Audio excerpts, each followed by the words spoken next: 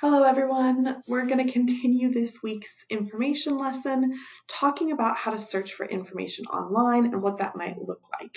So obviously we want to start with Google because I think that's where everyone sort of starts their search. When we looked at library resources, I searched Pride and Prejudice, so we're just going to keep doing that. Oh, and it's typed in right here, so I don't have to. So if you search Pride and Prejudice, obviously you're going to get a lot of different websites that come up, lots of results, billions of results.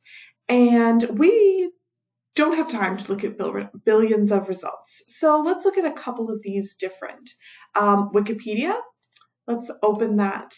Wikipedia can be edited by anyone and it's not peer reviewed, but it is a good starting place, especially because if you scroll all the way to the bottom, what you're going to find are references. And these are often going to be peer-reviewed sources. So for example, you may have websites that are involved here. So monstersandcritics.com is a website that is being accessed through the Wayback Machine, right? It is not going to be a peer-reviewed source. This is a review about the DVD. No need to look at this any longer, but you may be able to find some information that is going to be useful by looking at some of the other information that you have here. So for example, this article opens a PDF. It is been published. This is a journal article. We can find out what journal it was published in, when it was published. This is likely going to be a very good source of information, depending on what topic we're looking on. It may not always be topical to what you are looking for, but it's a good place to start and kind of see what information might be out there. So feel free to use Wikipedia as like a jumping off platform for your research that you're doing through Google. If we go back to Google, something else that we can find is this article, Britannica. If you're not aware, Britannica is an encyclopedia. And here we have the encyclopedia entry for Pride and Prejudice. Encyclopedias are reference articles or reference sources. This is a perfectly fine source to use from the internet. You might notice it is a .com site. That is fine. You can use this as a source. This is a reference source. Just because you found it online doesn't make it any less useful. So feel free to find reference sources and stuff like this online. Now, a little bit further down, we also have the SparkNotes. This is a .com site, but this would not really be a good source because we don't know who wrote this, who created this, this source. It might be a good place to look if you're trying to just learn the content for yourself, but it's not a good resource to have in an academic paper because we don't know who wrote this, we don't know when it was written, we don't even know if the information is accurate. So this is not a good source to have for a reference paper. I do want to talk about Google Scholar, and I think that that can be a place that people go a lot when they're doing research, is they go to Google Scholar and they do their search here. And I'm going to look at Pride and Prejudice again. This gives me almost 500,000 sources. This is way more than we had in Primo. There is a lot. And I am currently on campus, and so my IP address is going to link me into this, and it will give me access. But if you are off campus, your IP address is not going to allow you to look at a lot of these sources. And if you click through and you're trying to access this, instead of saying download full text, it's very likely you're going to get a page that says, pay me $20 for access. Don't do that. That is not a good thing to do. Don't spend your money when you don't have to.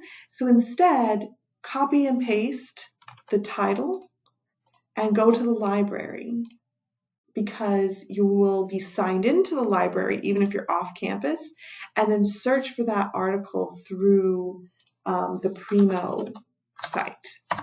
Now, sometimes you won't have it, but oftentimes you'll be able to pull up this article first thing and it will give you online access. And if you go through the Primo portal, your login will give you access because UNCP pays for this article.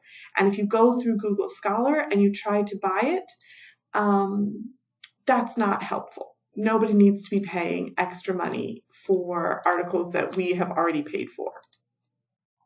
So you may be able to find information for this in Google Scholar.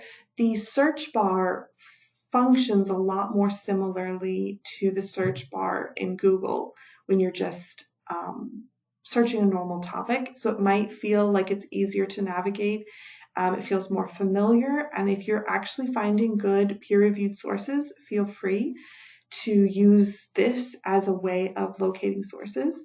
However, if you're off campus, it can be a lot more frustrating because you don't know that you're going to be able to get access to these without paying a lot of money. So I would caution you about that. I do want to talk about going back to regular Google and looking at some of the sources you might be able to find. Government documents are actually, government websites are really good places to find information. So since we're in North Carolina, let's look at the northcarolina.gov website. It's so pretty. Keep in mind that these are very consciously designed to make them look inviting, to make them look interesting. You may find a lot of promotional information on a government website. So something that you can do is look at some popular searches. You can find out information about people.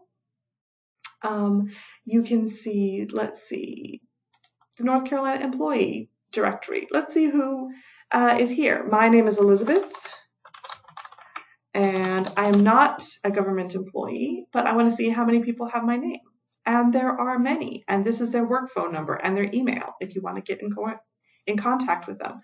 That's something that you can do. You can look up employee information. You can also look up about North Carolina, and you have this really beautiful promotional art here, more links. You can also find information about maybe what happened in North Carolina. Now, we are at the northcarolina.gov website.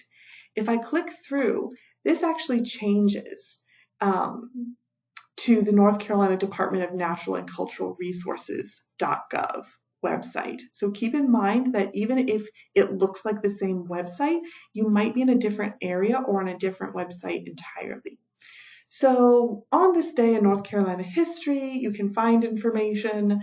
2 congressional rivals shoot it out. What? Oh, there was a duel. That's fun. You can find all kinds of information. And since we're on a different website, if you're actually going up and clicking on different links, you're going to be finding a lot of different resources that you can use as you kind of rabbit trail your way through this. But I want to go back to the North Carolina government. I want to look at some of the agencies. This will tell you some information about what you might be able to find. Bicycle and pedestrian agency. What an interesting thing to look at. Here is the bicycle division of information about in general, and this is the Department of Transportation website. It's a different website. And you have some information that you can look at. Maybe let's look at research and data. Pedestrian crash data. There's an interactive map where you can look and you can actually see these location dots that show where bicycle crashes or pedestrians were in transportation related accidents. There is so much information and data that you can find on government websites that you may not have ever thought about using for research, but this is a really, really good resource.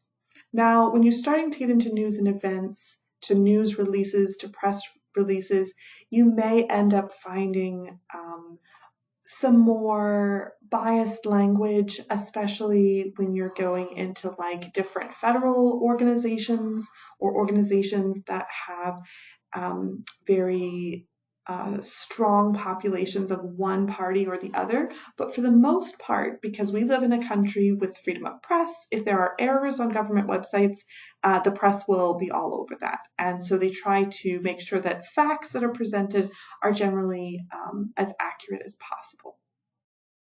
The last kind of website would be the edu.edu website, which is what UNCP's website is. So you've probably already looked through this website to some extent. You found information. You may have blog posts or news-related posts. These are accurate for research because they're explaining how the university is presenting itself, but it's not the same as a peer-reviewed article. So keep that in mind as you're doing your research, and I hope you're having fun with all of this. So feel free to have fun looking at the internet and using those types of websites for your sources, and I'll see you in class.